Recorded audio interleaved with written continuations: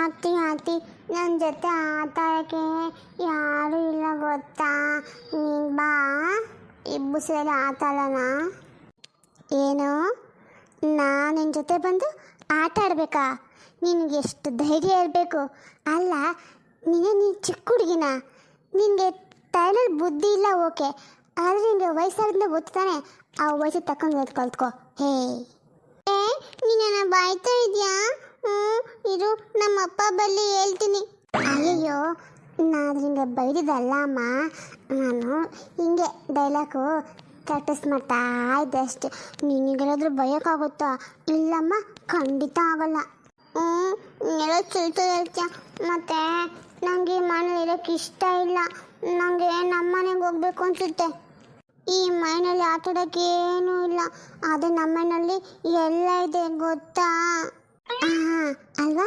ಅದಕ್ಕೆ ಒಂದು ಕೆಲಸ ಮಾಡು, ನಿಮ್ಮಪ್ಪ ಇನ್ನೊಂದ್ಸರಿ ಬಂದಾಗ ನಿಮ್ಮಪ್ಪ ಹತ್ರ ಹೇಳು, ಆ ಪಾಪ ಈ ಮನೆಯಲ್ಲಿ ನನಗೆ ಇರೋಕ್ಕೆ ಇಷ್ಟ ಇಲ್ಲ, ಫ್ಯಾನ್ ಇಲ್ಲ, ಎ ಸಿ ಇಲ್ಲ, ಫ್ರಿಡ್ಜ್ ಇಲ್ಲ, ಏನೂ ಇಲ್ಲ ಅಂತ ಹೇಳು. ಆವಾಗ ನಿಮ್ಮಪ್ಪ ನಿನಗೋಸ್ಕರ ಎಲ್ಲ ಕೊಡಿಸ್ಬೋದು, ಯಾರಿಗೊತ್ತು? ನಂಗೆ ಅದೆಲ್ಲ ಏನು ಬೇಡ.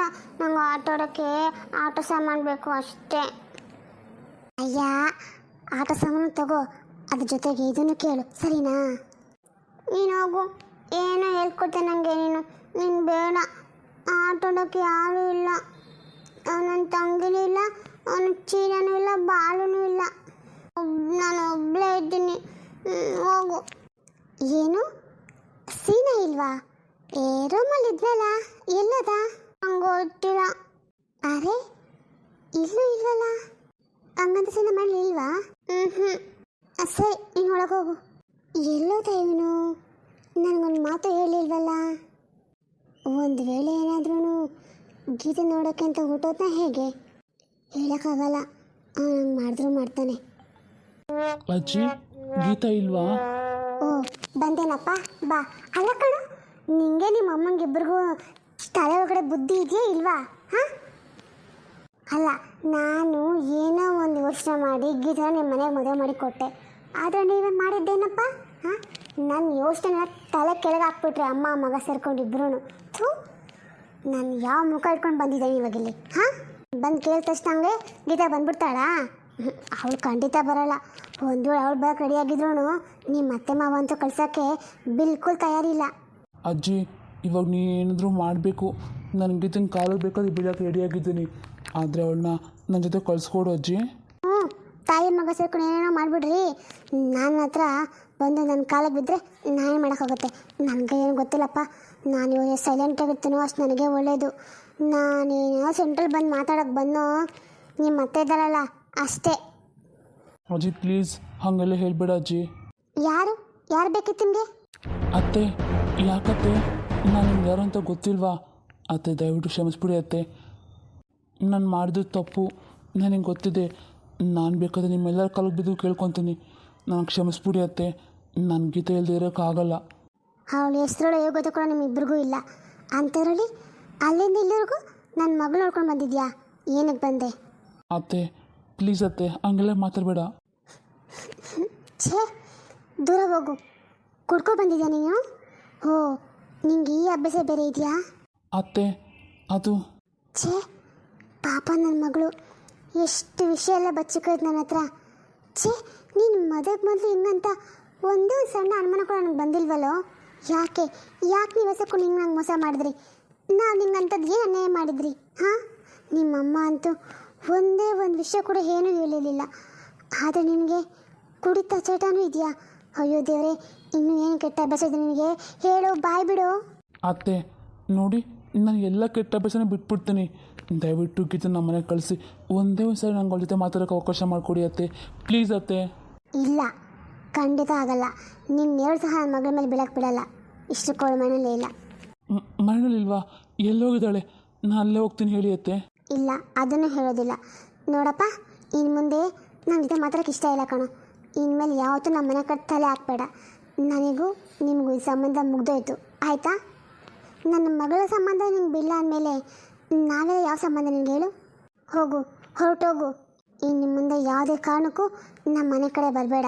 ಹಾಂ, ಅಷ್ಟೇ ಅಲ್ಲ, ನನ್ನ ಮಗಳು ಅಷ್ಟೇ. ನಿಮ್ಮ ಮನೆಗೆ ಯಾವತ್ತೂ ಬರೋದಿಲ್ಲ. ನಿಂಗೆ ಹೇಳ್ದು ಕೇಳಿಸಿಲ್ವಾ ಹೋಗು ಅಂತ? ಏನತ್ತೆ ಇಷ್ಟೆಲ್ಲ ಆಗ್ತಾಯಿದೆಯಲ್ಲ, ಒಂದೇ ಒಂದು ಸರಿ ನಿಮ್ಮ ಮಗಳನ್ನ ಕರೆದು ಏನಾದರೂ ಹೇಳಿದ್ರಾ? ಅವಳು ಯಾಕೆ ಹಿಂಗೆ ಮಾಡ್ತಂತ ಒಂದು ಮಾತಾದ್ರೂ ಕೇಳಿದ್ರ ನೀವು? ಹಾಂ, ಅದೇ ಈ ಕೆಲಸನ ನಾನು ಮಾಡಿದ್ರೆ ನೀವು ಸುಮ್ಮನೆ ಇರ್ತಿದ್ರ ನನ್ನನ್ನು? ಅಯ್ಯೋ ಹಂಗೆಲ್ಲ ಏನೂ ಇಲ್ಲ. ತಪ್ಪು ಯಾರು ಮಾಡೋದು ತಪ್ಪು ತಪ್ಪೇನೆ.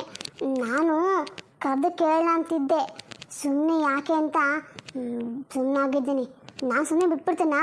ಹೋಗ್ತೀನಿ ಅವ್ಳ ಮನೆಗೆ ಹೋಗ್ಬಿಟ್ಟು ಅವಳಿಗೆ ಕೆನ್ನೆ 4 ಭಾಷೆ ಕೇಳ್ತೀನಿ ನನ್ನ ಮೊಮ್ಮಗಳು ಯಾಕೆ ಹಿಂಗೆ ಮಾಡಿದೆ ಅಂತ. ನಿಮ್ಮ ಮಾತು ಕೇಳಿ ಅಲ್ವತ್ತೆ ನಾನು ನನ್ನ ಮಗಳನ್ನ ಅಲ್ಲಿ ಕಳಿಸಿದ್ದು. ಅಯ್ಯೋ ಇದು ಒಳ್ಳೆ ಆಯ್ತಲ್ಲ, ನೀನು ಹೇಳ್ತಾ ನೋಡ್ತಾ ನಾನು ನನ್ನ ಮಗಳಿಗೆ ಹೇಳ್ಕೊಟ್ಟಂಗೆ. ನಂಗೆಲ್ಲ ಏನೂ ಇಲ್ಲ, ನನಗೂ ಇಷ್ಟ ಮೇಲೆ ಬೇಜಾರಾಗಿದೆ. ಆದರೆ ಏನು ಮಾಡಲಿ, ನನ್ನ ಮಗಳ ಕಷ್ಟ ಏನಿತ್ತೋ ಏನೋ ಪಾಪ, ಅದಕ್ಕೆ ಹಿಂಗೆ ಮಾಡೋಳೆ. ನೀನು ಮಾಡ್ತದೆ ಯಾಕೋ ಸರಿ ಇಲ್ಲ. ಹಾಗಿದ್ದಾಗುತ್ತೆ ಹೋಗಿದ್ದೋಗುತ್ತೆ. ಹಂಗಂತ ಮದುವೆ ಆಗೋ ಹೆಣ್ಮಗುನ ಇಲ್ಲೇ ಇಟ್ಕೊಳಕ್ಕಾಗುತ್ತಾ? ತವ್ರ ಮನೆ ಇಟ್ಕೊಂಡು ಇಷ್ಟು ದಿನ ಇಟ್ಕೊಂಡಿದ್ರು, ಅದು ಚೆನ್ನಾಗಿರಲ್ಲ.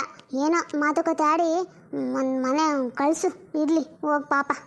ಅವನು ತಪ್ಪಾಯ್ತಂತ ಬಂದು ಕೇಳ್ತಾನಲ್ಲ, ಇನ್ನೇನು ಮಾಡ್ತೀಯಾ? ಏನತ್ತೆ ಎಲ್ಲ ನೋಡಿನೂ ಇಷ್ಟು ಇಲ್ದವರಾಗಿಯೂ ಸಹ ಇನ್ನೂ ನೀವು ಅವಳ ಮನೆಗೆ ಕಳಿಸು ಅಂತ ಹೇಳ್ತೀರಲ್ಲ, ಈ ಸರಿನಾ ಅತ್ತೆ ಹೇಳಿ? ಹಂಗಂತ ಅವಳನ್ನ ಇಲ್ಲೇ ಇಟ್ಕೋಬೇಕು ಅಂತ ಅಂದ್ಕೊಂಡಿದ್ಯಾ ನೀನು? ಹೌದು, ಅವಳನ್ನ ಇಲ್ಲೇ ಇಟ್ಕೋಬೇಕು ಅಂತ ಅಂದ್ಕೊಂಡಿದ್ದೀನಿ. ಯಾಕೆಂದರೆ ನನ್ನ ಮಗಳ ಕೈನಲ್ಲಿ ನಿಮ್ಮ ಮೊಮ್ಮಗಂಗೆ ಡೈವರ್ಸ್ ಕೊಡಿಸ್ತೀನಿ. ಏನು ಕೊಡಿಸ್ತೀಯ? ಡೈವರ್ಸಾ? ಓಹೋ, ಅಂದರೆ ಅಲ್ಲಿವರೆಗೂ ಯೋಚನೆ ಮಾಡಿದ್ಯಾ ಅಂತ ಆಯಿತು. ಬೇಡ ಬೇಡ ಅಮೃತ, ನೀನು ತಪ್ಪು ಮಾಡ್ತಾ ಇದೀಯಾ. ನಿನಗಿನ್ನೂ ಒಬ್ಬ ಮಗಳಿದ್ದಾಳೆ, ಅವಳ ಜೀವನದ ಬಗ್ಗೆ ಯೋಚನೆ ಮಾಡು. ಮದುವೆ ಆಗಿರೋ ಹೆಣ್ಣು ಮನೇಲೆ ಕೂತ್ಕೊಂಡ್ರೆ ನಾಳೆ ದಿನ ಅವಳು ಯಾರು ಮಾಡ್ಕೊತಾರೆ? ಹಾಂ, ಅವ್ರ ಹಣೆ ಬರಹ ಹೇಗಿದೆಯೋ ಹಂಗೆ ಆಗಲಿ ಅತ್ತೆ. ಒಬ್ಬ ಮಗಳನ್ನ ಆ ಥರ ಪಟ್ಟು ಮದುವೆ ಮಾಡಿಕೊಟ್ಟು ಅನುಭವಿಸ್ತಾ ಇದ್ದೀನಿ. ಇನ್ನು ಮುಂದೆ ನಾನು ಯಾವುದೇ ರೀತಿಗೂ ಆ ಥರ ಪಡಲ್ಲ. ಮತ್ತು ಯಾರನ್ನು ನಂಬೋದು ಇಲ್ಲ. ನಾನು ನನ್ನ ಮಕ್ಕಳ ಭವಿಷ್ಯ ಅವ್ರ ಕೈಲೇ ಬಿಟ್ಬಿಡ್ತೀನಿ. ಅವ್ರು ಹೇಗೆ ಬೇಕಲ್ಲ ಹಾಗೆ ರೂಪಿಸ್ಕೊಡ್ಲಿ. ನಮಸ್ತೆ ಎಲ್ಲರಿಗೂ. ನಾನು ನಿಮ್ಮೆಲ್ಲರ ಹತ್ರ ಒಂದು ವಿಷಯ ಹೇಳಬೇಕಾಗಿತ್ತು. ಇದನ್ನು ಹೇಳ್ಬೋದು ಏನೋ ನನಗೆ ಗೊತ್ತಿಲ್ಲ, ಆದರೂ ಹೇಳ್ತೀನಿ. ನೀವೆಲ್ಲ ಗಮನಿಸಿರ್ಬೋದು. ಅದೇನು ಅಂದರೆ ನನಗೆ ಡೈಲಾಗ್ಗಳು ಸರಿಯಾಗಿ ಹೇಳೋಕ್ಕೆ ಬರ್ತಾಯಿಲ್ಲ. ಅದು ಯಾಕೆ ಅಂದರೆ ನನಗೆ ನಾಲ್ಕು ಸ್ವಲ್ಪ ತೊಂದರೆ ಇದೆ. ಅದೇನೆಂದರೆ ನಾನು ಸುಮಾರು ನನಗೆ ಒಂದು 6-7 ವರ್ಷ ಇರಬೇಕು. ಆವಾಗ ಆಗಿನ ಕಾಲದಲ್ಲಿ ಬೀಗ ಬರ್ತಿತ್ತಲ್ವ, ಅಂದರೆ ಈಗ ಡೋರ್ ಲಾಕ್ ಬರುತ್ತೆ, ಆಗ ಲಾಕ್ ಬರ್ತಿತ್ತು. ಅದು ನನಗೆ ಬಾಯಲ್ಲಿ ಸಿಗಾಕೋಗ್ಬಿಟ್ಟು ನಾಲ್ಗೆ ಸ್ವಲ್ಪ ಏಟಾಗಿತ್ತು. ಆವಾಗಿಂದ ನನಗೆ ಈ ತೊಂದರೆ ಇದೆ. ಆದರೂ ನಾನು ಇದನ್ನೇ ಆಯ್ಕೆ ಮಾಡಿಕೊಂಡೆ ಅಂದರೆ ನನ್ನ ಜೊತೆ ಯಾವುದೋ ಮಾತಾಡ್ತಾ ಇರ್ತಾರಲ್ಲ, ಅವ್ರು ತುಂಬ ಸ್ಪಷ್ಟವಾಗಿ ನೀಟಾಗಿ ಕರೆಕ್ಟಾಗಿ ಮಾತಾಡ್ತಾರೆ.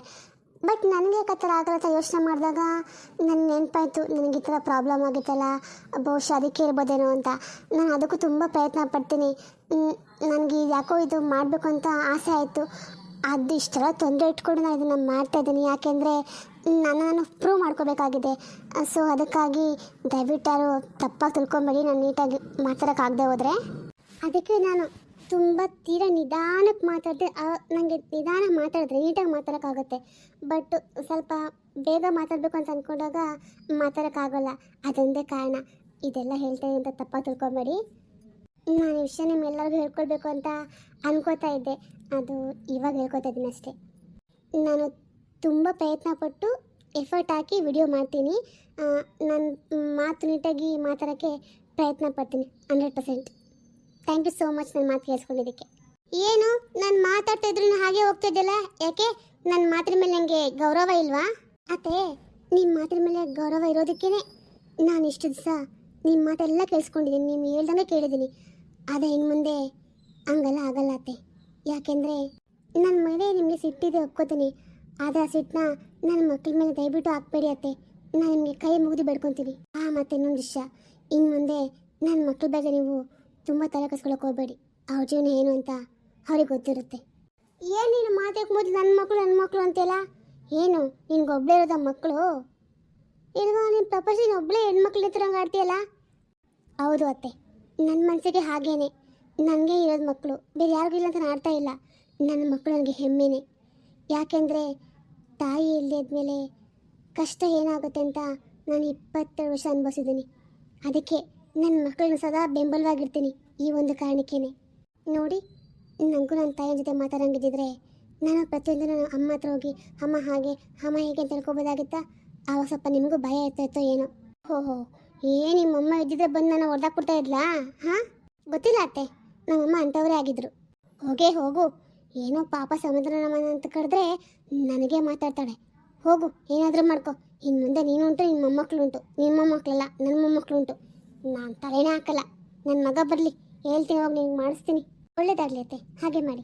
ಯಪ್ಪ, ಇವಳು ಇಷ್ಟೊಂದು ಧೈರ್ಯ ಬಂದ್ಬಿಟ್ಟೈತಲ್ಲ, ಎಲ್ಲಿಂದ ಬಂದಿದೆ ಧೈರ್ಯ? ಬರಲಿ ಬಿಡು, ನನಗೇನ ಬೇಕು? ನನ್ನ ಮಗಳೊಬ್ಳು ನೆಟ್ಟಿಗಿದ್ರೆ ನಾನೇ ಹಿಂಗೆ ಯೋಚನೆ ಮಾಡಬೇಕಾಗಿತ್ತು. ಅವಳೊಬ್ಳು ಹಾಳಾದು ಎಲ್ಲ ಹಾಳು ಮಾಡಿಬಿಟ್ಲು.